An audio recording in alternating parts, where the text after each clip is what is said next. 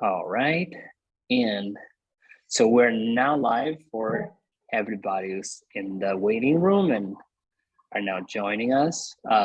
You can see the participants number go up, and I'm gonna share this in live on Facebook as well. So just one more minute before I put everything up.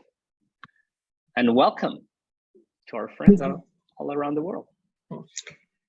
And we should be able to see them, right? And if we look at the participant list, yeah.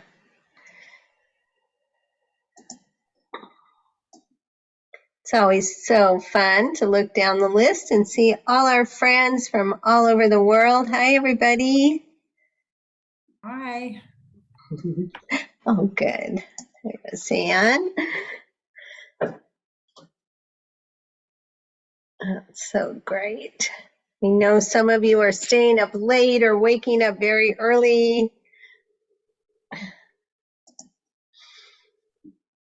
All right, we are now live streaming to Facebook as well. Okay. Say hello to our Facebook friends. Are the icons coming from Facebook or are they coming from this group? All these thumbs up and Yeah. hearts are coming from Zoom. Oh, wow. Okay, great. So should we get started? Well, it's 10 o'clock. Let's do it. Okay, all right. Well, welcome everyone. Welcome to the launch of the EASI Scoring Program, the ESP. I'm Dr. Zoe Mailloux. I'm so happy to be joined by the EASI authors and the coordinating team. So we have Dr. Susanne Roley here today, Dr. Kelly Aldrich, Dr. Diane Parham, and Dr. Roseanne Shaw. You'll be hearing from all of them. And I just want to announce we are recording so that this will be available in case you can't quite stay up long enough to make it through the whole session, or you're joining us later remotely. You'll get to hear the recording. And also we're hoping that we can use the Q&A feature so that if you have any questions or comments as we're going along, please try to jot them down in the Q&A and we'll take it from there at the end. So let's get started. You know, there are just some things that happen in our lives where we have an idea and that idea just takes flight. And this is definitely one of those dreams and ideas that started with a seed and has definitely blown across the globe to make a dream come true. We did want to note that tomorrow is World Occupational Therapy Day. We thought that was really kind of coincidental that we're having this global session on the day before Occupational Therapy Day. And the theme that's been chosen we think really fits well with our entire project around the evaluation and error sensory integration.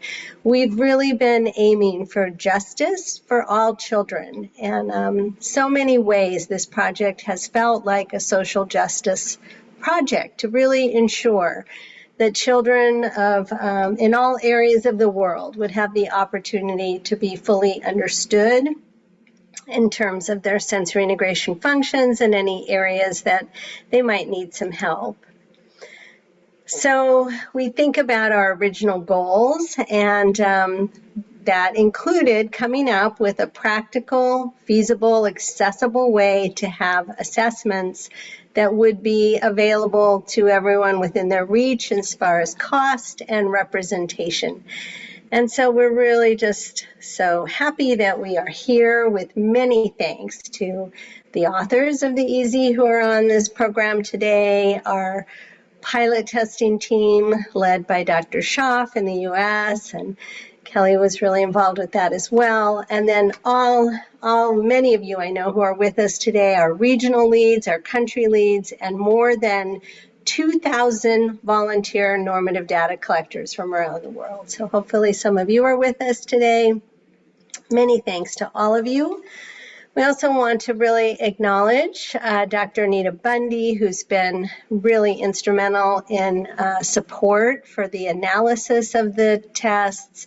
Tricia Grady Dominguez, who just defended her dissertation today, which was focused on the Roche analysis of the EASI test, which has contributed so much to our ability to have very strong tools. Her husband, Dennis Dominguez, who's been instrumental in the computer scoring program, and then a team at University of Cambridge at Concerto, who've also been really important to us in developing the scoring program, which is what we're focused on today. We also want to recognize our whole team at Classy, Classy team led by Katie Estrada, our executive director.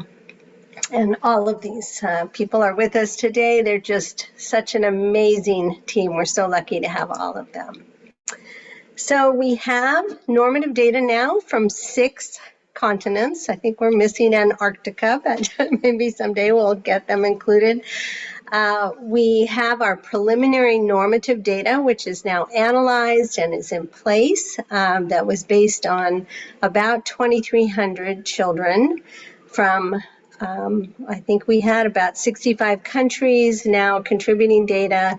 We just checked, and as of today, we have over 6,500 children have been tested. The norms will be collected through the end of the year, so we're assuming we may get to 7,000 or even higher. We wanted to share how to access the scoring program. So today we're really focused on the scoring program and celebrating its launch.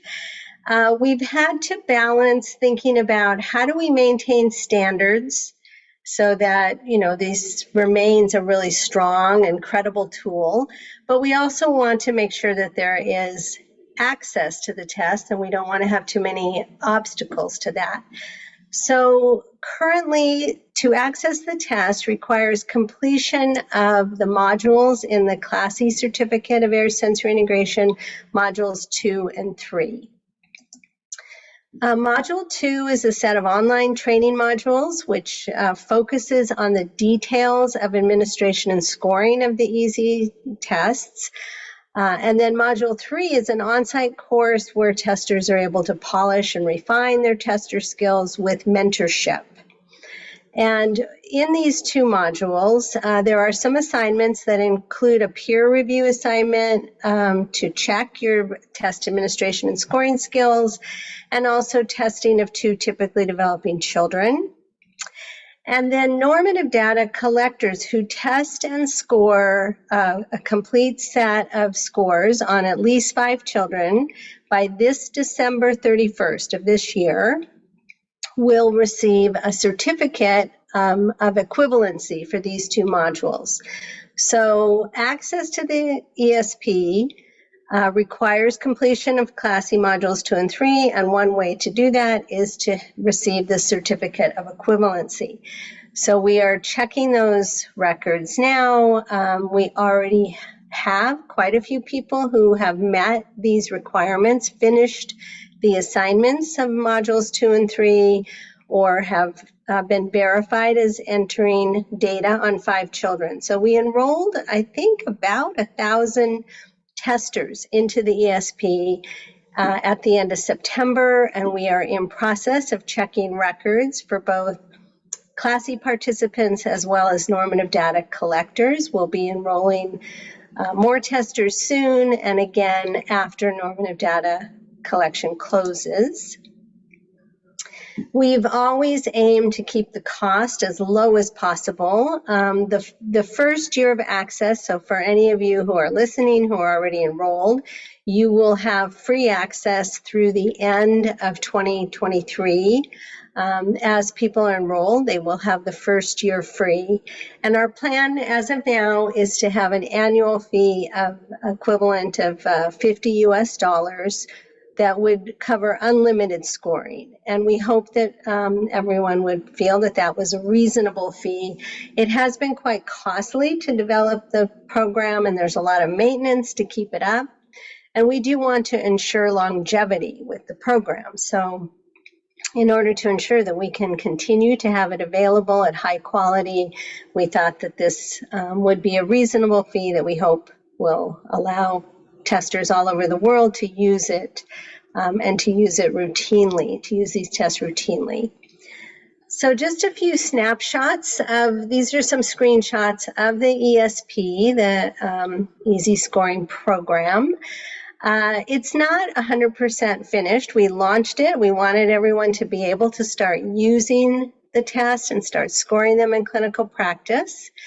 So we got it up and running, but if you've used it and you feel like there's some things that don't seem quite complete or maybe not, polished, we're still working on it and there will be additions made.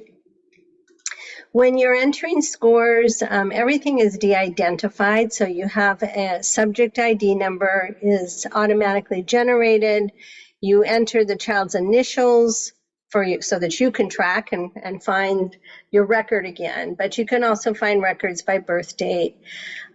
We do ask if the child has any diagnosis, and then you have a drop-down menu of possibilities. I hope that as you're seeing these screens, you're thinking about the potential for how these records might be studied and used. Dr. Parham's going to talk about that a little bit more later in the program this morning or today or tonight, whatever it is for you. You launch each of the tests and then you have a way to score them. The screens pretty much look like the test sheet. So you have the items and you just enter the scores. It's very quick and easy to enter the scores. There are some additional resources and information that we're working on. Eventually, all of the test sheets will be here. I think they're accessible here now. In all the languages, we'll have frequently asked questions, the instructional videos. Eventually, the revised manuals will be here. Those of you using the EASI probably know that we have prioritized the test sheets. So the test sheets have all the most accurate information. We will need to correct some things in the manuals, the various versions in different languages, as well as the instructional videos. So we will revise all of those, the manuals and the lessons, once we finalize the test. When normative data collection ends at the end of this year, we'll have a lot of work to do to analyze the test, and there will be some minor changes. And so we want to wait until we have those before we make those changes and revisions. So the tests are scored now. You get a graph, a color-coded graph, which makes me very happy to see the colors matching our assessment tool and aimed at helping testers to kind of organize their information. The interpretation, a lot of you have asked about, well, how do we know how to interpret? The recognition of sensory integration issues comes from more than 60 years of research, much earlier than the EASI, earlier than the SIPT, even earlier than the Southern California sensory integration tests. We've been the beneficiary of research, starting with Dr. Ayers and over many decades, to understand how these functions work together, what happens when there's a problem in certain areas. And so we're going to continue to build on that. We'll rely on what we know so far, basically with studies conducted on the SIPT, but there's already studies underway with the EASI, so soon and in future years, we'll have a lot more to go on. So we have the current program. It's producing the scores that compare a child that you test to the preliminary norms from children tested in over 50 countries. And then when we finalize the normative data collection at the end of this year, then we will take the new normative data and replace it with the preliminary norms. So that will happen behind the scenes for any of you, that are using the test. Your process will stay the same. You'll stay enrolled. You'll be notified that your child is now being compared to a larger normative sample. And then we will be making some changes in the test, mostly around shortening the tests. We hope that we'll be doing that by eliminating some items. Of course, we won't be adding any items. We already have the items that we've collected norms on. But we may decide to eliminate some items. And we hope that by having specific starting and stopping points, as well as the possibility in the future of computer adaptive testing, that the tests will be a lot shorter than they are now. If you're using the test, just a note that we're not yet providing some scores, time scores, sensory reactivity test and sensory reactivity scores, and the proprioception joint position test and force. I think it's force actually that we're not providing scores on right now, or on part scores. So don't worry, don't feel like you did anything wrong. We are still working from the preliminary norms, and we will finalize what we're able to provide soon in 2023. The current age norms are from 3 years 0 months to 12 years 11 months, but what we are seeing is that most of the functions that we're testing really do plateau starting about age 9. Imagine that. Dr. Ayers thought that these functions matured at about that age. She had the SIPT go up to about age 9. So we should have known that that would be likely to happen, but it's suggesting to us that it may very well be feasible to use the test with young adults. We do expect that at some point these functions probably start to go downhill a bit, but at least that we know that at about age 9 or so, these functions start to plateau. So using the test with teenagers, adolescents, young adults is probably going to be feasible. We're depending on some studies with adults to know more about that. And then we do have some very basic items that we think will allow for assessment with children under age 3. These are all future projects to be considered. So I'm going to turn it over to Susanne and Kelly to talk a little bit about using the EASI in clinical practice. All right, thank you, Zoe, and thank you for that nice introduction and for all of the work of you and all of the teams that have contributed. I know this has been an enormous effort. I know we keep pinching ourselves that this is actually happening, that we're ready to launch and we can get our scores. I wanted to just address the use of the EASI from an administrative kind of practical point of view. I'm still working in practice. We assess more or less 100 children a year. That's a pretty good amount of children. We have been routinely using the sensory integration and praxis tests to assess sensory integration and praxis function. Of course, we supplement. We never just use those, but we love the sensory processing measure. We're using adaptive skill measures. We're using an occupational profile. We use executive fine motor tools. So we're using additional tools, but we have really loved using the SIPT. And so the question as an administrator is, why would I switch to using EASI? And if we just look at the cost, and I'm rounding, right? If we are assessing 100 children and the cost right now of the SIPT materials would be approximately $5,000 a year.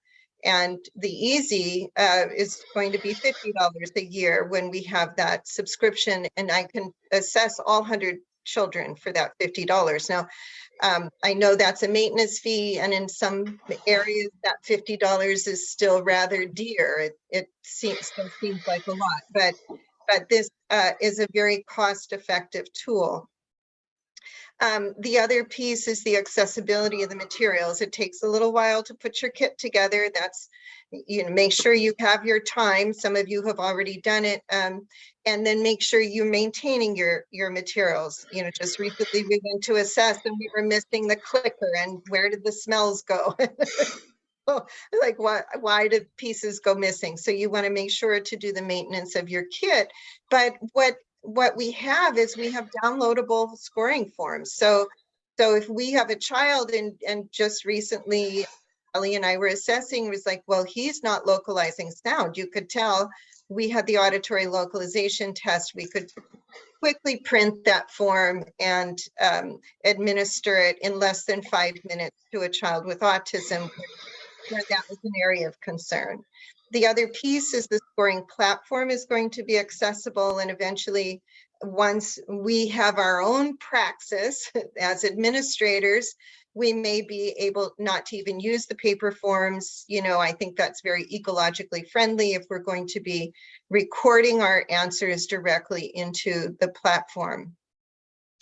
The other piece is getting your staff up and running. And this is, you know, this is a project.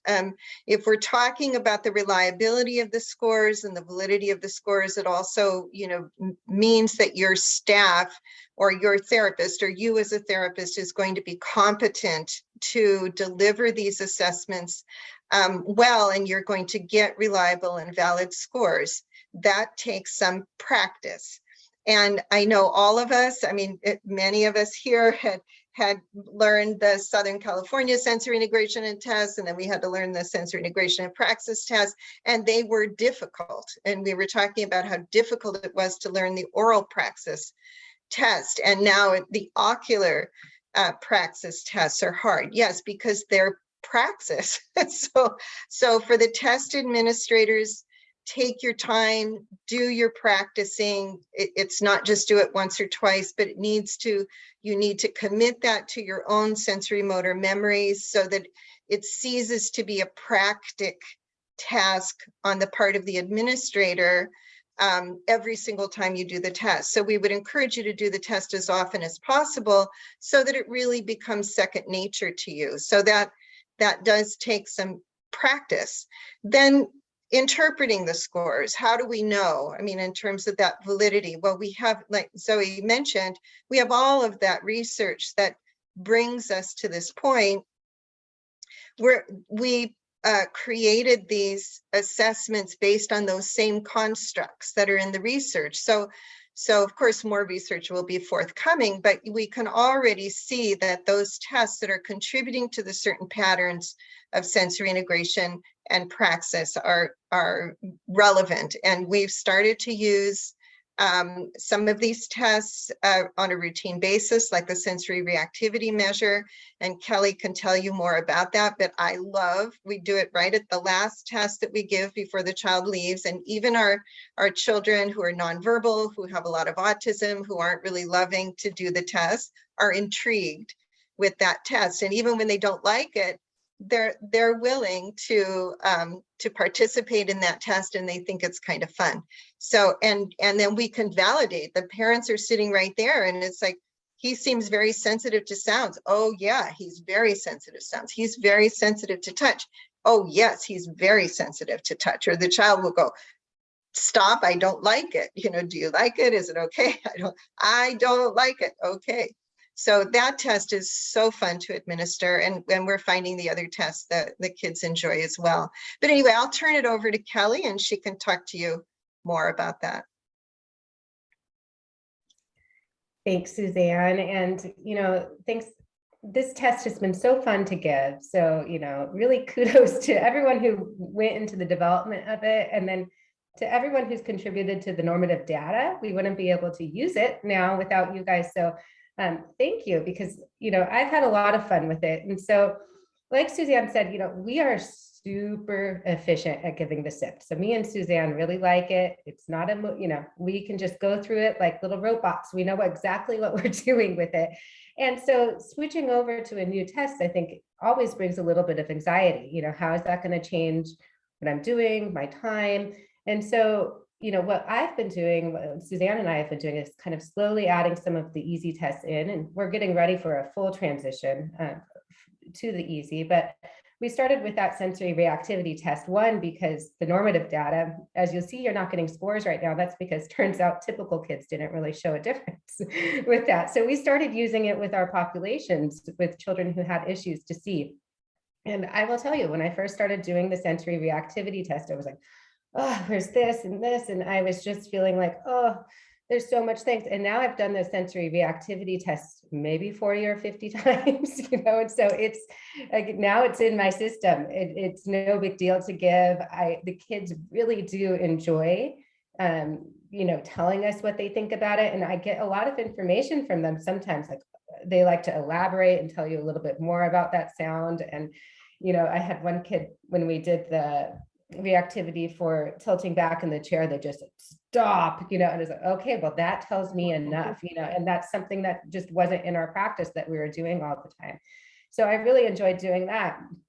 And then what I found is, then we started looking at, okay, we're using the SIP with children, outside of the age range of the older children. So I thought, well, why don't we, instead of doing my clinical observations, I'll start using the postural control, the bilateral integration, and the ocular motor tests.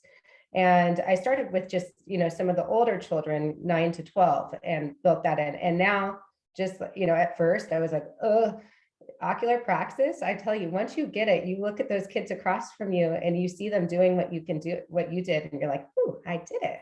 I'm doing well on this. And so I've, been able to add those in. And so now, with all of the children, instead of doing my, clinical observations where we're going through all of the ones that we're used to doing, I use those 3 tests. And so now I'm kind of scaffolding, right, for myself, how I'm adding these tests in and learning them a little bit at a time.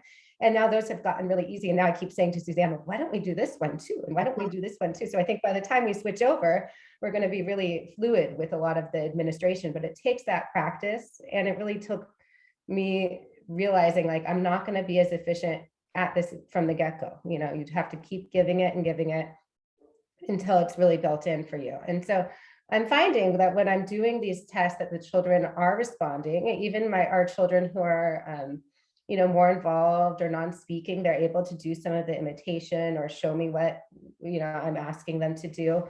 And so I'm finding with a lot of different diagnostic groups that they're able to do these tests. And one really awesome thing is, because we have the SIP scores for these children, we've been able to look at our postural control and see how that's lining up with balance. And we've been able to look at some of these factors and how they're lining up with our SIP interpretation and data, and it's matching. So really good. It's really promising that we're seeing that what we're seeing with the EASI scores is matching the pictures that we're getting of the children, and it's actually supporting our data. So if you're like me, I kind of get addicted to scores and numbers. I rather than say something, well, I saw this, I just want the score. And so, start building it in. If you have access to the EASI now and you're feeling a little nervous about it, just pick a few tests at a time. That's the beauty of it, is that this test, you can just put in one test. You don't have to do all of them to get your scores. So you can use them like that until we want you to use all the tests eventually. But if that's how you have to build it in for yourself, then I think that that's a great way. The designs and the search are very easy tests to give. I would move straight to that versus doing a VMI now if I have that and go through that. So like I said, the kids really do seem to enjoy it. I'm starting to enjoy it now that I've gotten over my hump. So stick with it. And, we hope to see all your scores and graphs coming out in your reports as you continue. So thanks. And if I could just say one more thing, what we have found really helpful is to do some of these together. You hear that Kelly and I routinely test. We're doing very complicated assessments and reports. So, that's not always common that you have another skilled evaluator with you, but practicing. So our therapists at Centerpoint for Children are getting together in the evenings. They're practicing together. They're giving it to each other in preparation for administering the next day. And this is very helpful. So if you have a team, support your team. And that seems to be a way that we don't all have to be scared by ourselves to jump into something new, to go ahead and dive in and have the support of your colleagues. Thanks. Thank you both. Okay, so we'll turn it over to you, Diane.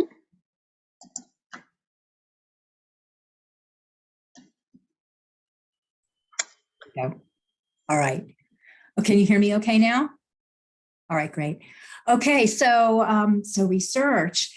Well, first of all the things that we just were discussing in terms of learning how to administer the EASI appropriately and how to score appropriately, that all really has to be a well-developed skill set before you go out and start collecting data. I think that's probably pretty basic and pretty intuitive, but I thought probably it was worth mentioning that you really want to make sure you're doing this, you're administering, scoring, and interpreting accurately.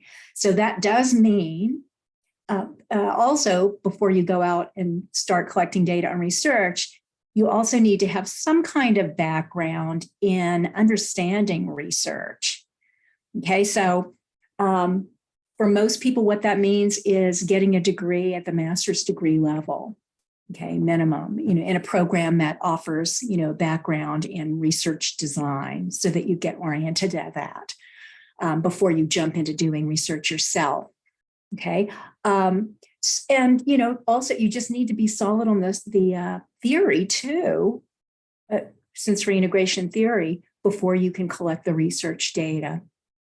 Okay. So that said, okay, assuming that you've got this background, that you already have your skills in EASI administration and interpretation, okay, and that you also have some background knowledge in terms of research, different types of research designs, how to go about collecting and analyzing data. Always, it's great to be with a team, as we've been hearing in our discussion, before you go forward with something like this. Okay, so what I have on the slides then are just sort of some ideas, and these were the first ideas that popped up in my head, research studies that might be really valuable. And actually, as I think it was Zoe might have mentioned this, and I took a note, made note, and I better mention this right now because I might forget. It's not on the slide, all right? But Zoe, I think you were talking about collecting data on that we need to think about applying the EASI to adolescents and adults. And I thought, oh my gosh, yes, that would be such great research, to collect data on adolescents, starting at, I would say, age 12 off the top of my head, since 12 is now considered to be, by the, I think, in international organizations, it's being recognized as the beginning point for adolescents. So that would just be so interesting and helpful, and then adults as well. I'll just give a quick shout out, Diane, to the UK team. Our colleagues in the UK are doing a lot of work with adults, as well as some other colleagues around the world, but we're really looking forward to hearing more from them in the future as they're testing people at older ages too. That's wonderful. We'll learn so much. We'll learn so much about the lifespan, of sensory integration. Okay, so just here are a few other ideas then. Are there population differences in sensory integration as measured by the EASI?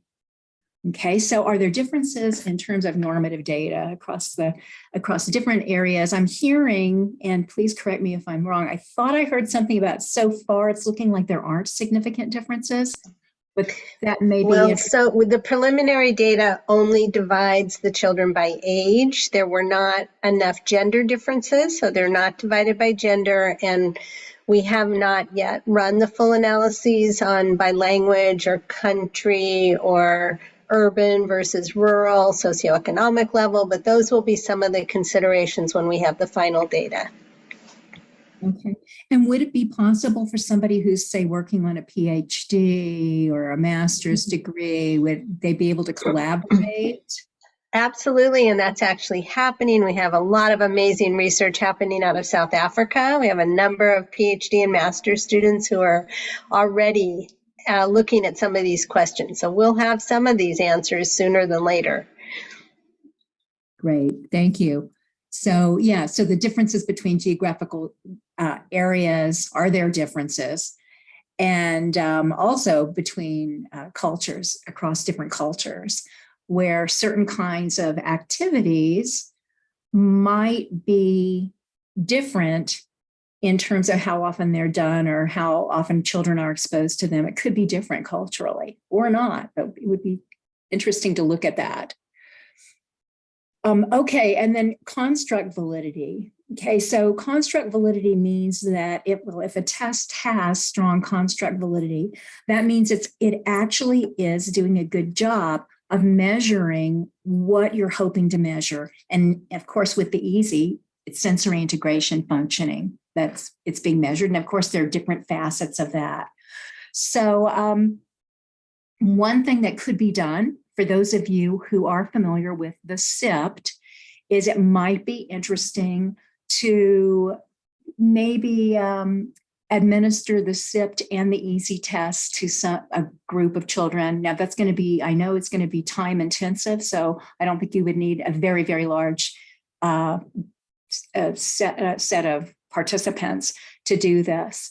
So then the idea is to look at whether the constructs seem to be the same or not. Are they, and you could argue this kind of validates that the EASI indeed is presenting a strong instrument for measuring sensory integration and other SI constructs such as praxis.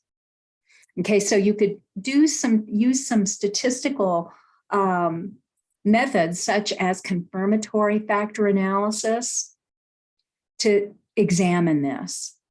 Okay, and so what you'd expect would be that, for example, the visual motor tests on the EASI, they should be forming a distinct factor. The different tests should hang together as a factor. So it's just sort of checking statistically whether the way the scores come out, whether if you're looking at scores of a large group of children, are they seeming to hang together as distinct constructs? Do the tests that are visual, are they related to each other? They should be to a large extent. Even though they're measuring different aspects, they should be correlated with each other. Okay, so let's see, next slide then. Okay, and also other aspects of validity would include concurrent and predictive validity. So, so here are some questions, research questions I came up with. Just off the top of my head, you can think of some more, I'm sure. Are sensory reactivity measures on the EASI highly correlated with sensory reactivity items on the sensory processing measure too? Okay, of course, I'm going to think of that because I should disclose I'm one of the authors of the SPM, so I'm biased, by the way. Okay, but it would be interesting, I do think, to look at that. And they're not identical, but you would expect that they should be highly correlated. Sort of a validity check for each one of these. Are EASI scores highly correlated with other functions? And I immediately thought of academic achievement, such as reading scores, standardized scores in reading or in arithmetic. At the same point in time, in other words, you're gathering data on the EASI and in the same time frame, say within a month or so, you're also gathering information on reading and on math performance. Okay, that would be concurrent. I'm thinking of this because I actually did a study using the SIPT, doing what I'm presenting here. So I know it is feasible to do. It's a lot of work, but it's very, very interesting, and the findings are very valuable. So, oh yes, and I would recommend controlling for influences such as the intellectual ability, and you would measure this with an IQ score or some other cognitive measure. Also, it would be good to control for socioeconomic status. Okay, and you can do this statistically, by the way. For example, there are different methods. It depends on how your design is and what methods you're choosing. But with multiple regression, you can do this. You can control for IQ and also socioeconomic status. And the reason that is important when measuring sensory integration is that There are advantages to children who are growing up in a family that does have adequate nutrition, that they are in a safe neighborhood. Those kinds of advantages will affect, excuse me just a second. I'm back. So you need to really look at that. And there's some good socioeconomic status measures that you can use that are well accepted in research. So you want to control for those if possible.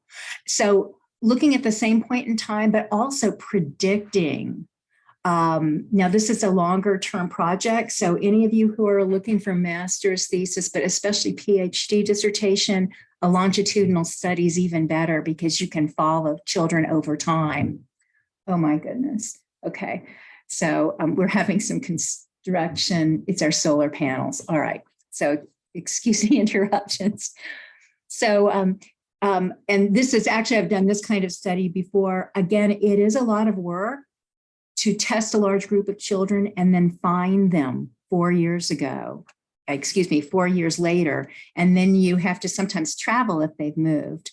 But it's a very, gives you very robust data, to see whether SI measures, and it would be exciting to see this done with the EASI.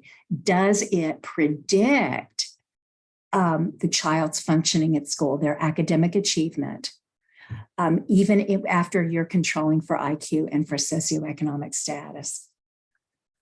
Okay. So thank you so much, Diane. That's so much food for thought, and hopefully a lot of our colleagues out there listening have the wheels turning and are thinking about ways that they can participate or contribute to future research with the EASI. And so now we'd like to welcome Dr. Roseanne Schaaf, who's going to share a little bit about some actual studies underway that are using the EASI. Thank you, Zoe. Nice to be here with all of you. And I'll just talk about some of the work that we're doing out of the Jefferson Autism Center of Excellence and mention two main collaborators, Rachel Dumont and Dr. Taylor Zavori, in this work. You can go to the next slide. So I just featured two studies here that are using the EASI. This first one is called Measuring Sensory Features in Autism, and it's funded by the Eagles Autism Challenge. And it's in collaboration with Colorado State University, both Dr. Anita Bundy and now almost Dr., I think, Tricia Grady. And we're also going to be getting some data from the University of Wisconsin in Madison from Dr. Osserdow and Doctors Travers. And we're also collaborating with Classy, and in particular, Zoe's been involved in this project. And for this project, we are characterizing sensory functions in autistic children from 3 to 12 years of age. And basically what we're doing is administering the EASI to 50 children who have a confirmed diagnosis of autism using gold standard assessments. And we are also gathering cognitive status or IQ data. And we're going to have EASI test scores on these children, and 10 of these children will also be involved in retest reliability. And so with the help of Drs. Bundy and Grady, we'll be looking at how these the children with autism score on the EASI and what the validity and reliability is for this group as well, and hopefully be able to share these data with everyone. You can go to the next slide, Zoe. So we need testers. I thought since we have a captive group here, we have asked some of you to test kids with autism and give us the data. I think Zoe's going to show you how to do that. Zoe, today or another time?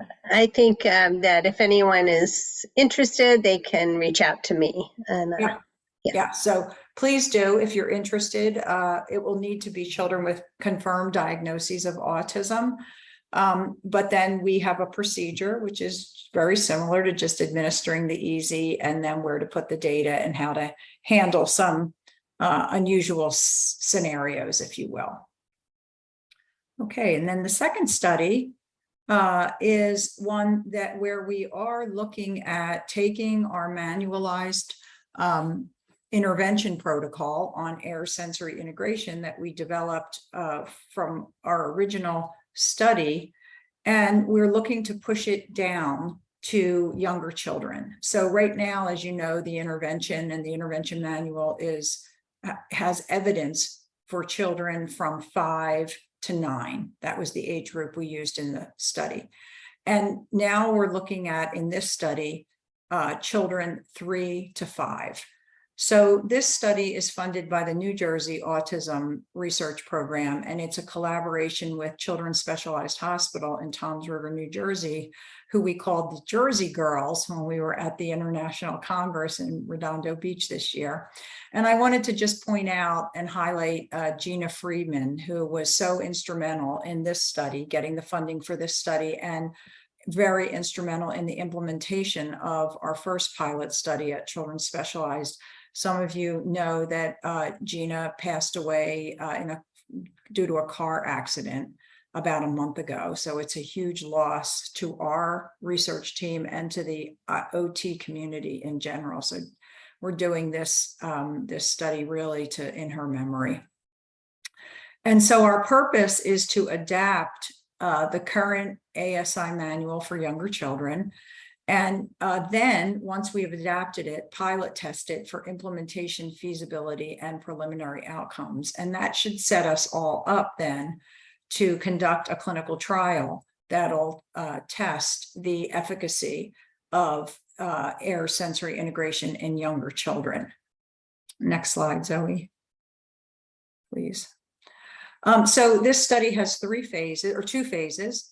The first phase is to adapt the manual for young children and get feedback from expert clinicians. And I think some of you who are online were the experts in reviewing this as well. And thank you so much. It always takes a village to do any of this work. And what we have now is a manualized intervention for young children. We include the EASI as one of the assessments, also the SPM, but then we also include other assessments that are useful for young children. And we've created an early OT ASI assessment interpretation tool. That's the colored tool where you put all your data in to help identify the patterns. So I think that's going to be a good big contribution to the field. And now we're just getting ready to start testing the kids. And this is actually, I didn't put this in there, but this is actually going to be a comparative effectiveness trial where we compare children with young children with autism getting either occupational therapy using air sensory integration or attention control, an equal amount of attention control facilitators who will play with the children in a way that's not like AIRS SI. And then we'll have some data to talk about how feasible is it to do it with this age group. Are the therapists able to achieve fidelity in implementation? And then what do the preliminary outcomes look like? And we'll be finishing with data collection in June, and then hopefully data analysis in December of 2023, and then be thinking about other grants and funded projects that we can do to continue to provide evidence for the intervention that we do for younger children as well. And actually, Diane, listening to you talk, this could be a model for what's done with older adults as well. What we have found is that sort of the template or boilerplate that we've been following for the adaptations that we're doing to the manual are first to get input from the literature and experts on what the adaptations need to be, and then putting them into the manual, then sending them out for expert review and feedback, adapting it, and then testing it. So that would be great to be done in adolescents and adults. There's so much interest in those two populations and using air sensory integration. And I say, let's be the leaders in it. So thank you. So that's just two of the studies that we're doing, and the EASI's been a tremendous tool for us. So really great that we've gotten to this point now. So thank you so much, Roseanne. Thank you for all your work. You made such a huge difference for all of us, and in the work that you've done around the evidence that has benefited not only the therapy community, but of course all the families and children so much for their access to this important work. I don't think I really mentioned that when you enter data in the scoring program, there's a choice of indicating whether you are testing for your clinical practice, for clinical, assessment purposes, for training, if you're entering scores as part of an assignment for a certificate program, or if you are part of a research project. And so Dr. Schaaf's 2 research projects are currently being set up so that anyone who's testing children would be tagged to those research projects and will have their scores automatically entered there for ease in extracting the data. We have several other projects, one from Brazil, one from another part of the US. So anyone who is thinking about future research with the EASI, we can review and consider adding your project so that your data could be easily tagged and analyzed that way. So there's a lot of exciting things coming.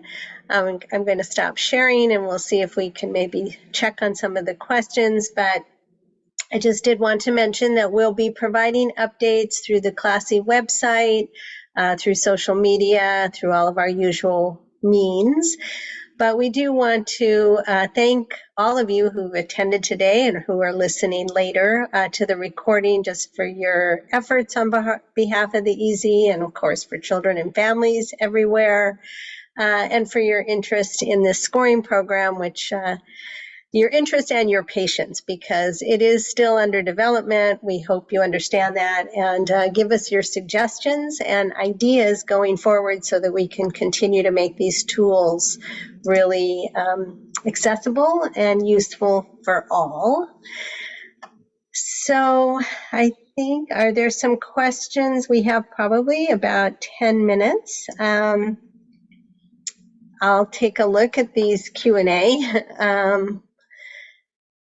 Let's see, any updates on a brief form that represents each subtest? We have not yet worked on a screener or a brief format, and we'll have to see how it goes. I think our main concern and interest has been in developing tools that would really provide a comprehensive assessment.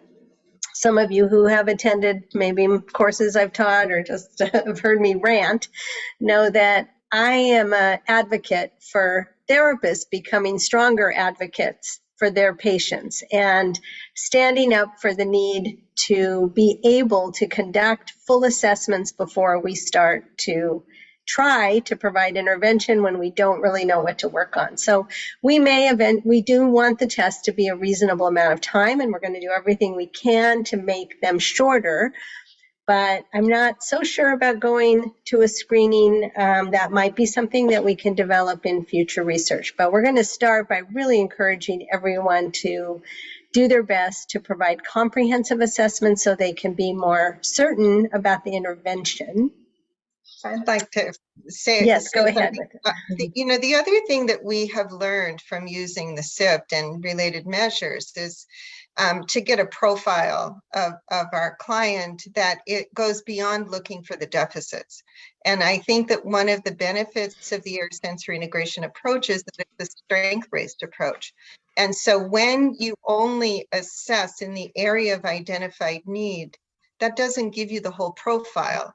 And so by using all of the tests, you get a profile of where the strengths are in terms of their sensory perception, responses to sensation, motor skills and praxis, because that's where we build. And then of course, considering the challenges, but I think that's one of the problems if you do a quick assessment and, oh, the child has a fine motor problem and you do a handwriting assessment, but it doesn't tell you what you need to know going forward with the child. Thank you, Suzanne. And so Carrie's asking, can we submit the scores directly to the online scoring platform rather than using paper? Yes, you can. And we are working towards making that more and more feasible. We do recognize that there are probably people all over the world who will want to have paper forms, but we are working towards a mobile application to make the view easier. Right now, it's not optimized for phones or tablets, but definitely if you're on a laptop, you could be entering the scores as you go if you have that technological ability. When we revise the test, we are really going to reduce the paper on the test forms. They will become only scoring forms.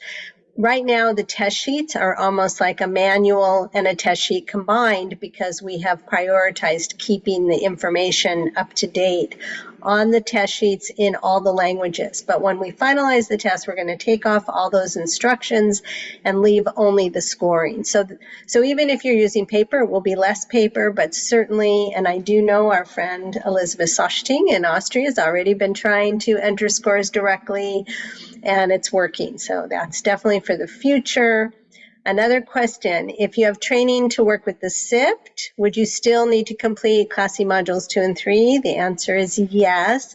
We're not requiring another certificate. If you already have a certificate, that's great. If you have a certificate in ASI, you don't need another one. But these are different tests. They're not the same as the SIP. Knowing the SIP would certainly be helpful in terms of just understanding sensory integration functions and how to provide standardized testing, but they are different. So they are going to require some additional training and scoring information. And yes, so that's why we decided to keep the access to completion of modules 2 and 3. And someone's asking about that. You can see more information about those modules on the Class C website, which is cl-asi.org. Someone was asking also about SIPT materials versus EASI. You really do have to collect the EASI materials separately. The one thing you might want to use is your nystagmus board from the SIPT kit, but really all of the other materials are unique to the EASI. Yeah, someone's asking about the old timer. Certainly any stopwatch that you used with the EASI, especially if it has an automatic reset, is still really valuable. So that's something to definitely hang on to. And your shield, probably your shield is something that you can reuse. So what else? Are the rest of you looking at these questions? So Christina asking about being able to log in. So if you feel that you meet the criteria of completing modules 2 and 3, or you've tested 5 children as a normative data tester, we're working as fast as we can. We had checked the normative data testers through the end of 2021. So we're now in process with checking records up to date. And the same thing with Class C participants. So we're going to do another enrollment soon, probably in November, and then we'll have continual enrollments as people meet the criteria. I will say that, oh, go ahead, Marco. I was just saying that some people got an email saying they would be added to the ESP, the EASI Scoring Program, but then they never got an email with the instructions to log in. If that's your case, I'm gonna leave the email below, the ESP email, so we can figure out your situation and give you access. Thank you. And if you send us an email. And also, if you did get your email telling you that you've been enrolled, please open the account and set up your account, because your password, your temporary password, is time limited and it will expire. So even if you're not going to use the program right away, set up your account. If you If you got an email or you think you should have gotten an email, let us know so we can help you get going. And for those of you who are waiting to be enrolled, we're working as fast as we can to get the next group enrolled. We enrolled about 1,000 people. I think we have another 1,000 people in the wings. We will finalize normative data collection December 31st. This year, no extensions, we're done. So if you are testing children or if you have tested children, get your scores into REDCap. If you've attended a CLASSy program and you're testing typically developing children, we might be able to use those scores. So please get your scores entered by December 31st of this year so we can have as much data as possible. On the EASI platform, Carol's asking if there'll be an option to highlight known sensory issues. We'll have to look at that, Carol, and if you have some ideas about that, maybe email that to us so we can think about that further. More information about how the data will be stored. It's the data, it's all de-identified. There's no connection to anything that identifies the child tested. So and it's highly secure. We went with this UK group that uses kind of the highest level of security and HIPAA regulations and so forth. So I don't think there's anything to be concerned about in terms of security or privacy issues. They've been really fully considered. What else? There are not discontinuation criteria yet, but there will be. Right now, we give some general guidelines, but there will be specific discontinuation criteria and probably some starting points for the older children. We won't give the easiest items to all children. If you have, if someone's asking if they completed all 6 modules, if you completed 6 modules, that means you completed modules 2 and 3. So you will then have access to the scoring program through that route. If you have, so someone's asking if they should attend the modules. They were trained a year and a half ago, member of a normative data collection team, but didn't proceed. So if you did not test at least 5 children as part of normative data, you would not get a certificate of equivalency. So you would need to complete modules 2 and 3. Anything else? And yes, I do think you can identify multiple diagnoses on the demographic form. Carrie, you do not need to do the case study that's required for Module 6 in order to get access to the scoring program. To get the scoring program, you need to complete Module 2 and 3 and the 2 assignments of the task, which is a peer review and testing to typically developing children. So, phew, I think those were all the questions. And I think it's right on time, right? Does anybody else have anything else to say? I have to sign off for another meeting. So bye-bye, everyone. Great Thank you, Thanks Dr. Shaw. Thanks for all your work. And thanks. Bye-bye. okay, well, thanks to all of you. Thank you, Marco, and the whole CLASSy team as always. And Kelly, Suzanne, Diane, thank you so much. And all of you out there, please send us your ideas and feedback. We appreciate everyone's support and efforts. So thank you. Thank you, everyone. Thank you, Zoe. Thank you. And good luck, everybody. Bye. Thank you. Bye. Have a good one. Bye. Thank you, everybody.